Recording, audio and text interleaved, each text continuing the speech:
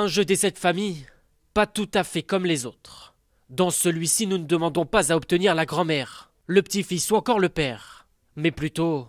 On a les antiféministes, les complotistes, les conservateurs, les flics racistes, les identitaires, les intégristes, les islamophobes. Des catégories réunies dans 7 familles différentes, parmi lesquelles les réactionnaires, les politiques ou encore les violents.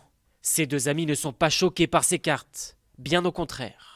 En vrai, je pense, entre potes, c'est un jeu, ça peut être super drôle. Je trouve qu'on fait beaucoup d'équais sur tout ce qui est facho, flics racistes, autoritaires, on fait beaucoup de généralités. Je trouve que c'est un peu marrant de les utiliser pour l'humour. Pourtant, certaines d'entre elles font grincer des dents le ministère de l'Intérieur, comme par exemple celle du flic raciste de la BAC, avec cette description. Contrôle aux faciès, harcèlement des jeunes racisés, chasse aux manifestants. S'il ne fait qu'accompagner le racisme d'État, il a à cœur de faire du zèle dans chacune de ses missions. Normal, il fait partie des 60% de policiers qui votent à l'extrême droite.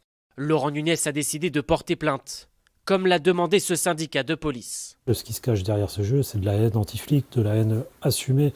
Et ça, c'est évidemment strictement inacceptable, insupportable pour mes collègues qui, tous les jours, payent le prix fort sur le terrain de cette haine anti-flic qui est complètement décomplexée. Contacté, la maison d'édition Libertalia à l'origine de ce jeu n'a pas souhaité répondre à nos questions.